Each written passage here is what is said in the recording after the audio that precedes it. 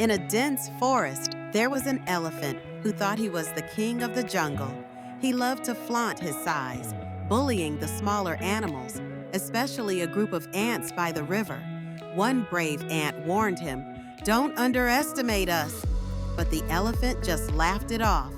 The next day, that same ant crawled into his ear and bit him. The mighty elephant screamed and panicked, realizing that even the smallest creature can pack a powerful punch. He learned a valuable lesson that day. Never judge others by their size. Everyone has their own strengths, no matter how small they seem.